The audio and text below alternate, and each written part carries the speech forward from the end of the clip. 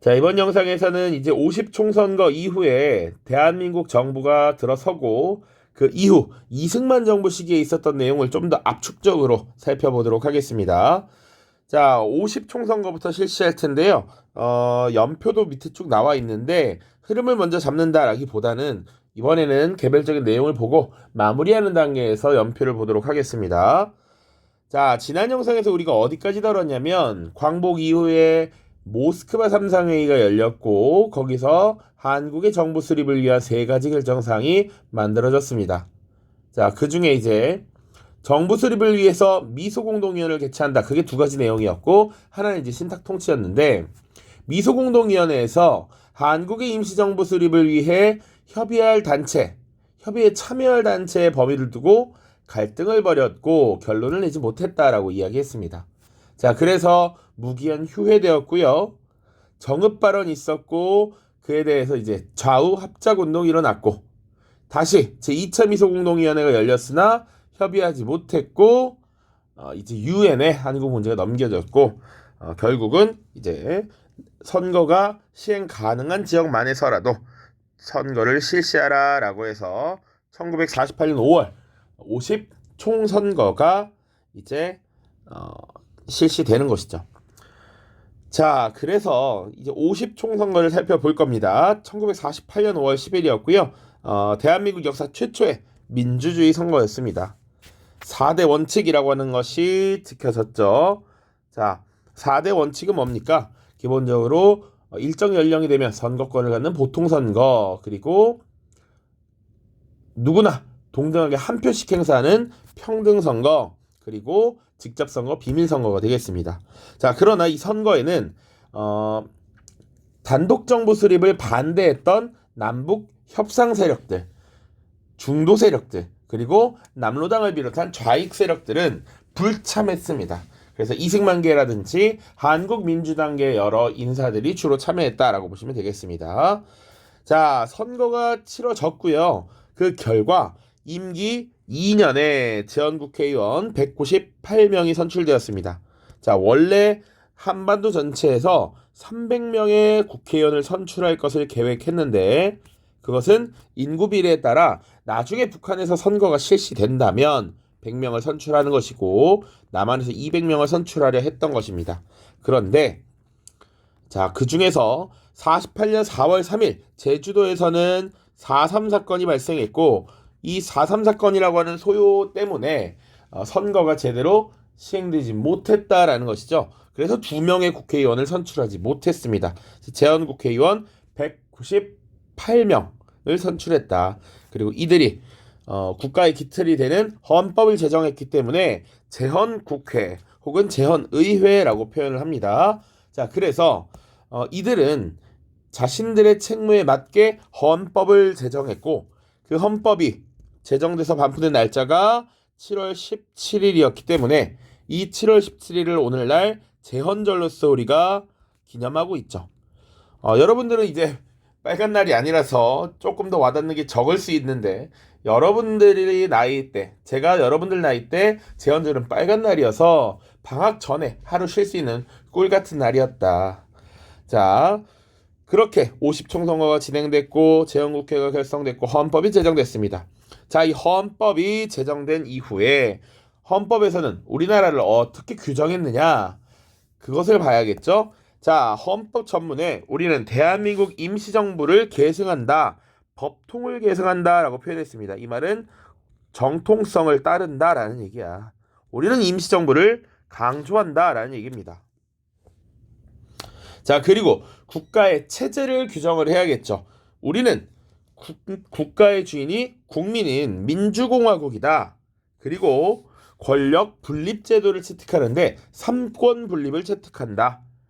행정, 입법, 사법, 삼권 분립이 이루어졌다라는 것이죠. 그리고 이 행정부의 수반은 대통령이 맡는다라는 거였습니다. 자, 우리는 미국의 영향을 많이 받았죠. 그러니까 미국의 제도는 대통령 제도를 채택했고 우리 주변의 나라들은 조금 다르죠. 중국은 이제 공산당 일당 국가로서 주석 체제를 두고 있고 일본은 내각 책임제 국가로서 총리가 행정부의 수반입니다. 다 다릅니다. 영국이나 일본 같은 경우가 내각 책임제, 우리나라 그리고 미국 같은 경우 대통령제를 채택하고 있죠. 그러면 대통령은 어떻게 선출했느냐? 국회의원이 선출하는 간선제를 채택하고 있다. 자, 그래서 198명의 국회의원, 국민의 대표들이 다시 대통령을 선출하는 이런 형태의 방식을 채택했다. 그래서 국회에서는 어떤 인물을 대통령으로 선출했느냐? 바로 이승만을 선출했고요. 부통령으로 이시영이라고 하는 인물을 선출했습니다. 자, 그리고 이 대통령, 부통령 선출이 완료되었고 이제 국가의 기틀이 어느 정도 마련된 상태에서 자, 우리가 광복을 맞이했던 그날 1948년 8월 15일에 정부 수립을 선포했죠. 물론 여기 국호를 무엇으로 정했느냐라는 건 너무 당연해서 대한민국이라고 하는 국호를 설정했습니다. 자, 국민의 국가였기 때문에. 자, 그리고 나서 약 4개월 뒤 이 한반도 지역에서 한반도에서는 유일한 합법 정부로서 유엔의 인정을 받게 되었습니다. 자, 북한은 그럼 인정받지 못했다라는 얘기가 되죠. 자, 북한 정권은 그럼 언제 수립되었느냐?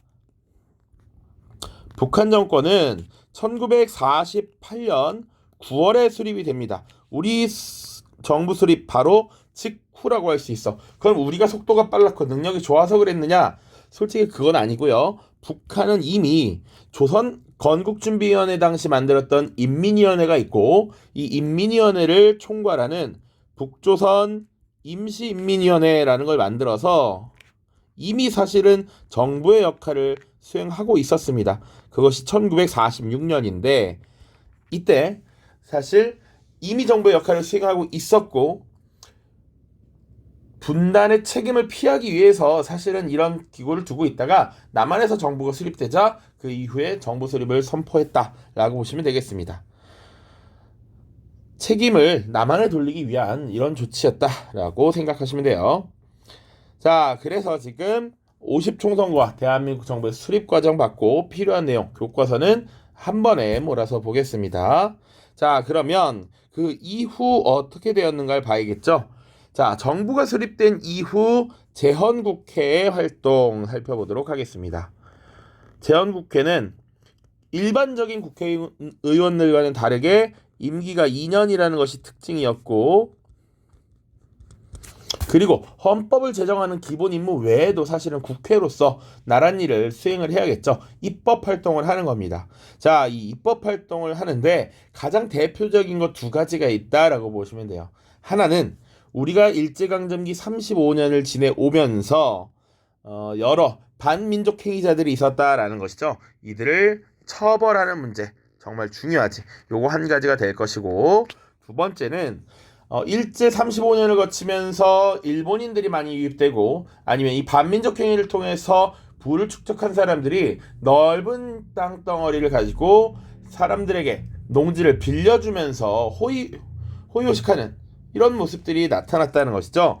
그래서 당시 농민들은 대부분 자기 땅을 갖고 자기 땅에서 농사 짓고 먹고 사는 문제를 해결하고 싶었어.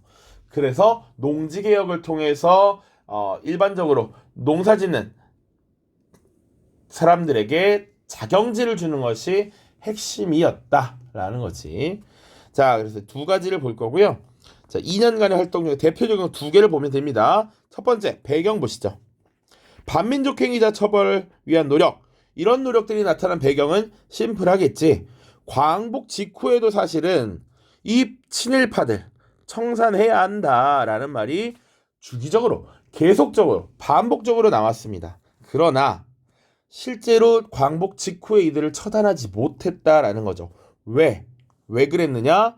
바로 미 군정이 들어오게 되었고 미 군정은 이 남한 지역을 직접 통치하는 가운데 국가 시스템 이런 관료제 사회에서 일해본 적이 있는 친일 관료들을 그대로 유지하도록 했습니다. 미 군정의 현상 유지 정책으로 광복 직후에 실행되지 못했다라는 거야. 그렇기 때문에 대한민국 정부가 수립됐던 48년에 이런 것들을 해야 한다라는 여론이 당연히 들끓을 수밖에 없었다라는 것이죠.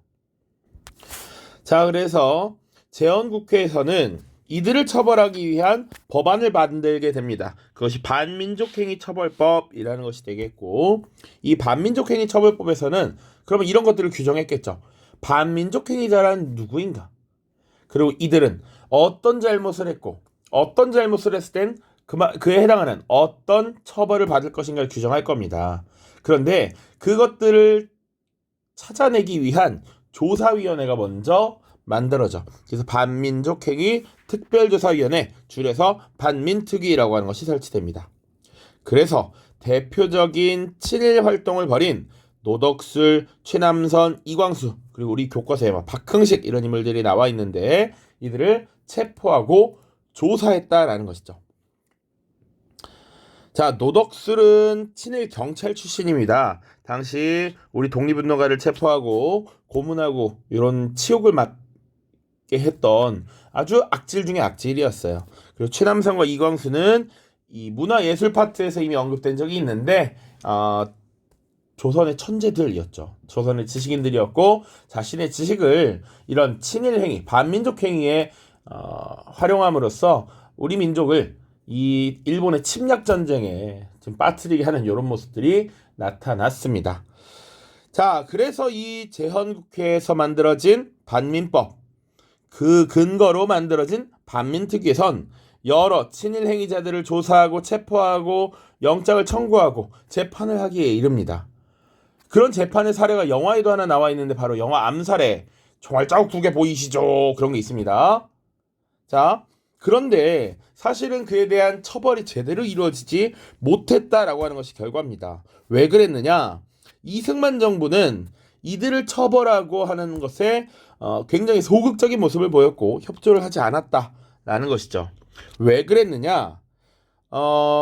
우리 대한민국 정부가 수립되기 3년 전 45년 광복을 맞이했을 때 미 군정이 들어섰고 이 미 군정 시기에 현상유지 정책으로 그들이 다시 이 대한민국 정부에서 기득권을 잡고 있었다라는 것이죠.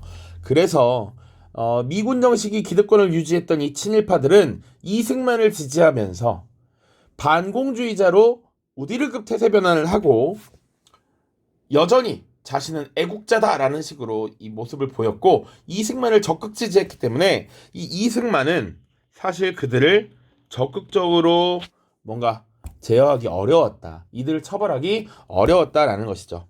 자, 그런 분위기 일환으로 국회 뿌락지 사건이라고 하는 것이 나옵니다. 자, 이 반민특위 소속의 국회의원들이 있었는데 이들 중에 다수를 북한과 연계되어 있다. 공산주의자들과 접촉하였다라는 이유로 체포하고 구속을 하는 사건이 발생합니다. 자, 그러다 보니 이것은 반민특위에 대한 사실상의 탄압이었고 반민특위의 활동이 위축될 수밖에 없었다라는 것이죠. 자, 이 사건 외에도 정부와 경찰 요직에 자리 잡았던 친일파들, 미군정 시기에 여전히 기득권을 갖고 있었던 이들이 방해를 끊임없이 했고요. 그리고 경찰의 수뇌부들이 많이 잡혀갔습니다. 그러니까 경찰 업무라는 것도 어떻게 보면 전문적인 영역인 것은 맞아. 그렇기 때문에 식민지에서 억압받던 조선인들이 그것을 맡았던 것이 아니라 친일 세력들, 총독부에서 일본의 밑에서 협력하며 일했던 그런 사람들, 이미 전문직을 경험한 사람들이 거기 있었고 이 경찰의 수뇌부인 이들을 구속하고 체포하려고 시도하니까 역으로 지금 역습에 나섰던 것이죠. 그래서 경찰이 반민특위를 습격하는 사태 등이 발생했다. 자, 그래서 이 활동은 제대로 이루어지지 못했고 결국 반민법이 개정되면서 처벌 기한 자체도 단축했고요. 친일파의 범위도 굉장히 축소시켰습니다. 그래서 청산이 좌절되었다. 그 정도 보면 되겠습니다. 자, 두 번째는 이제 농지개혁입니다. 누구나 내 땅을 가지고 농사 짓고 먹고 살고 싶었다라는 것이죠. 일제강점기 35년 하에 대다수의 식민지, 조선인들은 농민들이었는데 내 땅을 가지고 농사 지을 수 있는 사람이 많지 않았다. 내 땅이 있어서 농사 짓는 사람들을 자작농이라고 하죠. 근데 자작농의 비율은 높지 않았고 자경지, 스스로 경작하는 농자가 조금 있더라도 나머지는 농사를 빌려서 짓는 소작농이 섞여 있었다. 그래서 이들을 자소장농이라고 그래. 자기 땅도 농사짓지만 남의 땅도 빌려서 오는. 그리고 남의 땅을 빌려서 농사짓는 전업 소장농도 있겠죠. 그래서 소작농이 굉장히 많아서 소작농들이 이 소작 조건을 개선하기 위한 소작쟁의를 벌였다. 노동쟁의를 벌였다. 이런 거 우리 배웠잖아요. 그러니까 이때 우리 해방됐으니까 일본 애들 물러갔으니까 이제 우리나라에서 우리가 우리 땅을 가지고 농사짓자라고 하는 사람들 많이 나타났다라는 것이죠. 배경 보시면 광복 이후에 농지개혁에 대한 요구가 당연히 증가했습니다. 내 땅에 대한 욕구가 늘어났지. 그런데 거기다 불을 지핀 것이 북한에서는 토지개혁이 시행됐다라는 겁니다. 그러니까 북한은 이미 1946년부터 북조선 임시인민위원회라는 게 만들어져서 나름의 토지개혁이 추진되었고 인민들이 땅을 분배받고 있다라는 소식이 전달됐다라는 것이죠. 자, 그러니까 다른 우리 위에 이북의 사람들은 땅을 받는다는데 왜 우리는 받지 못하느냐 이런 것에 대한 목소리가 나올 수밖에 없지. 자, 그런 것을 남한에서도 알고 있었습니다. 이미 미군정 때도 알고 있었고 그래서 미군정 시기에도 나름 농민들에게 농지를 분배하려는 농지개혁의 시도가 있었다. 그러나 남한 지역에서는 지주와 자본가들이 하나의 정당을 구성해서 그들의 입장을 끊임없이 크게 내고 있었기 때문에 이런 한국민주당 같은 지주대변 세력의 반대로 성공하지 못했다라는 것이죠. 자, 그래서 대한민국 정부가 수립된 이후 이런 조치들이 이루어졌습니다. 그런데 여기서 봐야 될 건 북한과는 좀 다릅니다. 북한은 자, 아예 지주에게 땅을 몰수했고 무상으로 분배했다라는 특징이 있습니다. 여기 사회주의 정부가 들어섰죠. 그러니까 토지는 국가의 것, 그리고 인민들에게 나눠주고 이제 작용할 수 있도록 한 것인데 방식이 좀 다르다. 남한에는 자유주의 그리고 자본주의 국가가 들어섰기 때문에 다릅니다. 자, 우리는 농지개혁법이라고 하는 법을 제정했고요. 유상매수, 유상분배 원칙을 적용했습니다. 자, 유상매수라는 건 땅을 가진 사람들에게 땅을 사들였다라는 것이고 그리고 당연히 땅을 나눠줬을 때도 그 대가를 국가에서 받았다라는 겁니다. 자, 그래서 결국 1950년 6.25 전쟁 이전에 이 농지개혁을 단행하게 돼요. 특징은 뭐냐? 가구당 농지 소유 상한을 설정했습니다. 이 수치가 중요한 것은 아니고 일정 정도의 땅 이상의 땅은 국가에서 걷어들였다라는 거야. 내가 만약에 가진 땅이 전체가 10정보야. 그러면 자, 여기 3정보에 해당하는 땅 이외에 남는 땅들이 있죠. 이 땅은 어떻게 하느냐? 정부에서 매수해 간다라는 것이지. 개인이 가질 수 있는 토지의 상한선을 설정해 놓고 나머지를 국가가 매수하고 이것을 땅이 없는 사람들에게 나눠준다라는 겁니다. 그래서 땅이 없는 사람들에게 이 3정보의 땅을 다시 재분배하겠죠. 이런 식으로 이해하시면 되겠습니다. 자, 그래서 3정보 이상의 토지는 정부가 지가증권을 발행하여 매입하였다. 신생정보기 때문에 갑자기 현금을 막 찍어서 줄 수 없어. 현금을 막 찍어서 내면 그 국가에 인플레가 발생할 수 있죠. 그러니까 그것은 어렵고 지가증권을 발행해서 조금 더 장기적으로 국가가 갚아주겠다라고 했던 것이지. 자, 그리고 반면 농지를 받은 농민들은 평균 수확량의 30%씩 5년간 분할 상환을 하도록 했습니다. 그래서 그 땅에서 생산되는 생산량의 1.5배, 150%를 납부하도록 했던 것이죠. 자, 이런 농지개혁의 실시 결과 보시면요. 전통적으로 대토지를 소유한 지주들과 그를 빌려서 그 땅을 빌려서 농사짓는 소작농들, 이런 지주 소작제가 점차 사라졌다. 그리고 농민 중심의 농지 소유가 확립되었다라고 하는 것이 특징이죠. 이런 농사 짓는 사람이 땅을 가지는 것, 이것을 경자유전의 원칙이라고 합니다. 이게 밭 깔다 경자야. 밭 까는 놈이 땅을 가진다라는 것이죠. 자, 그래서 지금 50총선과 대한민국 정부 수립, 재헌국회 활동 살펴봤고요. 관련 교과서 조금 더 살펴보겠습니다. 자, 교과서 243쪽입니다. 자, 대한민국 정부가 수립되다라고 돼 있는 부분. 자, 지금 생각열기에는 1948년에 있었던 50총선과 관련된 자료를 제시하고 있습니다. 자, 이 당시에는 문맹자가 많아서 글자를 읽기 어려운 사람들이 있었고 국회의원 후보자 기호를 짝대기 개수로 표시를 했다라는 것이죠. 자, 이렇게 우리나라 최초의 국회의원 선거는 전국적으로 95.5%라는 대규모의 투표율을 지금 보여줬다라는 것. 자, 그리고 50총선거에 실시돼 있습니다. 분명 48년 2월에 유엔 소총회의 결정으로 유엔 한국임시위원단의 감시 아래 1948년 5월 10일 38도선 이남 지역에서 총선거가 실시되었고요. 국민의 대표인 국회의원이 지역별로 선출되었습니다. 자, 50총선거는 21세 모든 국민에게 투표권을 부여했고 보통평등 직접 비밀선거의 원칙에 따라 치러진 최초의 민주주의 선거였습니다. 그런데 김규식 등 남북 협상 세력과 많은 중독의 인사가 단독 선거에 반대하면서 불참했고 좌익 세력 남조선 노동당은 선거 반대 투쟁을 벌이기도 했습니다. 자, 그 결과 어쨌거나 임기 2년의 재원 국회의원이 198명이 선출되었고 정원은 300명이었지만 100명은 북한 지역에서 뽑을 걸 미리 남겨두었고요. 그리고 제주도에서는 4.3 사건으로 3개의 선거구 중에서 2개의 선거구가 선거가 시행되지 못했다라는 겁니다. 자, 오른쪽의 자료 보시면 기권은 국민의 수치, 투표는 애국민의 의무라면서 선거 참여를 독려하는 모습이 나타났죠. 어찌 보면 우리가 그동안 왕조국가에서 피지배, 억압받던 통치 대상이었던 이 국민들이 국가의 주권자로서 처음 투표에 나서는 주권자로서의 이 권리 행사였기 때문에 당연히 이것들을 홍보하는 역할이 많이 나타났다라는 것이죠.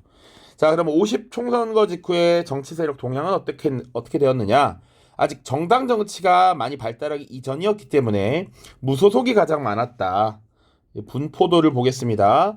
무소속이 가장 많았고 그 다음 이승만을 지지하는 대한독립촉성국민회 세력이 많았습니다. 자, 그 다음 미군정과 긴밀하게 협력을 하면서 지주와 자본가 세력을 대변했던 한국민주당이 29석이었습니다. 지주와 자본가를 대변했다. 자, 그 외에 이범석 계열, 지청천 계열 등등이 당선이 되었었죠. 왼쪽에 텍스트 좀만 읽어볼게요. 자, 이승만은 대한독립촉성국민회 등 자신의 지지 세력과 한국민주당, 무소속 등을 모아서 국회의장에 당선이 되었고 이 무소속 당선자 가운데 조봉암이라든지 김약수라든지 이승만과 한국민주당에 대한 비판적 인사들이 많이 포함되어 있었습니다. 이들은 남북 평화통일을 지향했는데 다음에 국회 뿌락치 사건이 일어나기 전까지 이승만에 대한 원내 견제 세력으로 활동했고 친일파 처벌과 토지개혁을 위한 법령 제정에 노력을 했습니다. 반면 사실 한국민주당이나 이런 세력들은 지주의 입장을 대변했기 때문에 농지개혁 이런 거에 굉장히 소극적이었다라는 것이죠. 자, 다음입니다. 대한민국 정부의 수립입니다. 주요 내용들은 이미 다 언급을 했는데 50총선거로 구성된 제헌국회 국호를 대한민국으로 정했고 헌법을 제정했다. 헌법은 3.1운동으로 대한민국을 건립하여 세계에 선포한 독립정신을 계승하여 민주 독립국가를 재건한다라고 명시함으로써 임시정부의 법통성을 계승했습니다. 자, 민주공화국 당연하고요. 삼권분립, 대통령 중심제, 그리고 이 대통령과 부통령은 국회가 선출한다. 대통령 이승만, 부통령 이시영을 선출했고요. 이후 대통령이 내각을 구성해야지 각 부의 장관들을 임명하고요. 국가의 시스템을 마련한 뒤 48년 8월 15일 정부 수립을 선포했습니다. 광복을 맞이한 지 만으로 딱 3년 만에 정부가 만들어졌다라는 것이죠. 그래서 유엔의 유일한 합법 정부로 승인되었다라는 겁니다.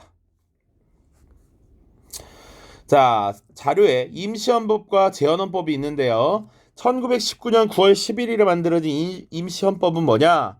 상하이에서 만들어진 통합 임시정부입니다. 그러니까 상하이에서 별도로 처음 조직될 땐 4월인데 9월에 통합이 되면서 임시 헌법이 만들어져요. 그래서 요 내용은 우리가 이미 지난 3단원을 다룰 때 봤으니까 자료 2번을 중심으로 봅니다. 자, 큰 틀이 따라왔다라는 것 정도로 이해를 하시면 돼요. 재헌헌법 보시면 대한민국은 민주공화국이다라고 하는 1조 우리 지금도 잘 알고 있습니다. 그리고 2조 주권은 국민에게 있고 모든 권력은 국민으로부터 나온다. 영토는 한반도와 그 부속도 소로한다. 그리고 공공복리라고 하는 것. 그리고 제16조에 균등하게 교육을 받을 권리가 있다라는 거. 요거는 우리 임시정부 시기부터 조소왕의 삼균주의 기억나죠? 여기서 영향을 받았다라고 볼 수 있죠. 그러니까 우리나라의 교육열은 이때부터 뜨거웠다. 자, 그리고 사실 건국강령에도 비슷한 내용이 있지만 농지는 농민에게 분배하면서 이것은 법률로서 정한다라고 했습니다. 그러니까 사실상 헌법을 수호하기 위한 방법으로서 농지개혁법이 나중에 만들어지는 것이죠. 그리고 중요한 공공성을 가진 계본, 국영 또는 공영으로 한다. 이게 다 삼균주의의 내용입니다. 16, 86, 87에 있는 내용. 이렇게 보시면 되겠습니다. 자, 그래서 헌법의 특징 뭐다? 민주공화국임을 밝히고 있고 헌법 전문에는 임시정부의 법통성을 계승한다라고 했습니다. 특징 다시 한번 정리. 임시정부 계승, 국민주권, 민주공화국, 삼권 분립, 그리고 이 권력 분립 중에서 행정부는 대통령 중심제. 그래서 대통령을 어떻게 선출하는지도 사실은 헌법에 규정을 해 나왔습니다. 대통령은 국회 선출, 이것을 간접선거라고 표현합니다. 그래서 간선제라고 한다. 대통령은 그리고 임기가 4년이고요. 중임제를 채택하고 있습니다. 중임제는 한 번 더 선출될 수 있다. 2번 선출될 수 있다라는 겁니다. 자, 그 다음 북한 정권의 수립은 생략을 하겠습니다. 생략. 우리 프린트에서 이미 봤기 때문에 이건 프린트에서만 보도록 하세요. 자, 친일파 청산과 농지개혁 보시면 이광수가 과거 친일 행위를 했던 것에 대해서 변명을 하는 이런 것들이 나옵니다. 자, 첫 번째 반민족 행위자를 처벌하기 위한 노력이었고요. 자, 이런 것도 다 법률에 의해서 해야 합니다. 그러니까 법이 만들어졌다. 광복 이후에는 미군정의 친일 관료 유지 정책으로 인해 즉각적인 청산이 이루어지지 못했고 재헌국회는 반민족 행위자 처벌, 재산몰수 등의 조항이 담긴 반민족행위 처벌법 제정, 그리고 반민특위를 설치했죠. 자, 그러나 이승만 정부는 협조하지 않았고요. 일부 국회의원들이 공산당과 접촉하였다라는 구실로 구속이 되었고 독립운동가를 고문한 혐의로 고위급 경찰이 체포되자 이를 습격한 일이 발생했습니다. 그래서 점차 반민법이 개정되면서 유명무실되고 친일파 청산은 제대로 이루어지지 못했습니다. 그래서 왼쪽에 반민족행위 처벌법의 내용은 한번 읽어보시고요. 실적 보시면 실제 재판이 종결돼서 처벌을 내린 것이 38건밖에 안 되는데 그것도 보면 사형 1건에 징역 10건, 심지어 무죄 6건과 형 면제 2건 이렇게 있습니다. 영화 암살에도 보면 그 밀정 역할을 했던 일본의 앞잡이 역할을 했던 그 이정재 배우가 나오죠. 뭐 해방될지 몰랐으니까 뭐 이렇게 하잖아요. 그러면서 재판에서는 사실 처벌을 받지 않고 나오죠. 그리고 나서 이제 독립운동을 같이 했던 동지들에게 처형을 받는 이제 암살이 되는 이런 모습이 나오죠. 그만큼 당시 반민특위의 활동이 제대로 뭔가 성과를 내지 못할 정도로 정부의 반대가 많았다라는 겁니다. 자, 그러면 프랑스의 과거사 청산 노력은 어땠는가라는 겁니다. 자, 2차 대전 당시 프랑스 얘기가 나와요. 자, 프랑스는 1939년 독일이 폴란드를 침공하면서 발생한 2차 대전 당시에 40년, 바로 다음인 1940년 프랑스가 정복됩니다. 사실상 그래서 독일에 협력하는 일종의 괴뢰 정부인 BC 정부가 들어서고 이 BC 정부가 독일의 프랑스 통치에 적극 협력했어요. 이때 수반이 누구였냐면 페탱 장군이라는 인물입니다. 자, 이 프랑스의 페탱은 사실 1차 대전 당시 프랑스의 승리를 이끌었던 영웅 중의 영웅이었음에도 불구하고 2차 대전에서 독일에 협력했다라는 이유로 재판을 받고 그에 대한 응당한 책임을 졌던 것이죠. 자, 보시면 독일에 정한 레지스탕스 탄압했고요. 이들이 프랑스 거주 유대인들을 검거하면서 아우슈비츠 수용소에 보내기도 했습니다. 자, 이 사람이 1차 대전 당시 영웅이었으나 2차 대전에서 이 민족 반역자가 됐단 말이야. 그래서 프랑스의 독립을 위해서 끝까지 싸웠던 샤를 드골이 이런 말을 했다라고 하죠. 국가가 애국적 국민에게는 상을 주고 반민족 행위자에게 벌을 줘야 국민을 단결시킬 수 있다. 맞지. 그래서 나치 협력자에 대한 단죄를 시작했고요. 독일에 협력한 혐의자 12만 명 이상이 재판에 회부돼서 3만 8천여 명이 유무기징역이나 금고형을 선고받았다. 라고 돼 있죠. 어마어마한 지금 처벌이 이루어지고 있다. 자, 그리고 이런 맥락에서 드골 같은 인물들이 그런 얘기를 합니다. 이 중에 억울하게 피해를 입은 사람이 분명히 있을 수 있다. 그러나 이에 대해서 제대로 처벌하지 않고 단죄하지 않는다면 다음에 우리가 이런 위기가 생겨났을 때 누가 나라를 위해서 힘쓰겠느냐. 나라를 배반하지 않게 하기 위해서라도 단죄가 필요하다라고 했던 것이죠. 자, 그 다음 농지개혁 보겠습니다. 광복 당시 대다수의 농민들은 경자유전의 원칙을 발했다. 그리고 46년에 이미 북한에서는 토지개혁이 시행이 되니까 남한에서도 토지개혁을 요구했다라는 것이죠. 자, 그래서 미군 정청은 일본인 소유의 토지만 일부 유상분배하고 나머지는 한국민주당의 반대에 부딪혀서 제대로 하지 못했다라는 것이죠. 자, 그래서 정부 수립 이후에 이런 논의들이 본격적으로 나타났습니다. 1949년 농지개혁법을 제정하고 이승만 정부는 이듬해 3월부터 유상매수, 유상분배 방식을 원칙으로 하는 농지개혁을 시행했습니다. 자, 그래서 토지 소유의 상한을 설정했다라고 했어요. 그래서 토지 소유 상한을 정하고 그 이상의 토지에 대해서 지가증권을 발급하고 정부가 매입했습니다. 그리고 농지를 분할받은 농민들은 30%에 해당하는 그 가격의 지대를 5년간 납부하도록 했다라는 것이죠. 자, 6.25 전쟁 등으로 농지개혁이 한동안 중단되면서 지주들이 미리 토지를 팔아서 농지개혁 대상의 토지가 줄기도 했습니다만 어쨌거나 농지개혁은 지주소작제의 소멸과 농지 소유를 확립하는 농민들의 농지 소유 확립에 기여했다. 이 정도 보시면 되겠어요. 자, 마지막으로 자료만 보고 마무리 짓겠습니다. 농지개혁법의 내용이야. 정부는 다음에 농지를 취득한다. 정부가 이제 매수를 하는 방식인데요. 농가가 아닌 자의 농지, 그리고 스스로 경작하지 않는 자의 농지, 그리고 본법 규정의 한도를 초과하는 부분의 농지입니다. 자, 3정보라고 하는 단위가 있었고 3정보 이상의 땅은 정부가 사들였다. 그리고 이 사들인 매수한 땅은 당시 땅의 주인에게 지가증권이라는 것을 발급해 주었다라는 것이죠. 농지개혁법은 그래서 보상기간, 지급액, 지급기일, 지급장소 등이 기재된 지가증권을 발급했습니다. 자, 그리고 마지막 농지개혁 실시 전후의 자소작지 면적 보시면 자, 45년 말 사실상 이제 미 군정이 들어왔던 시기고 49년 6월이면 이 중간에 대한민국 정부가 수립됐겠죠. 자, 녹색 보시면 자작지 면적이 어떻게 되고 있습니까? 누가 봐도 늘어나고 있습니다. 반면 소작지, 남에게 빌려서 농사지는 땅이 줄어들고 있어요. 이 양상을 어떻게 설명할 수 있느냐?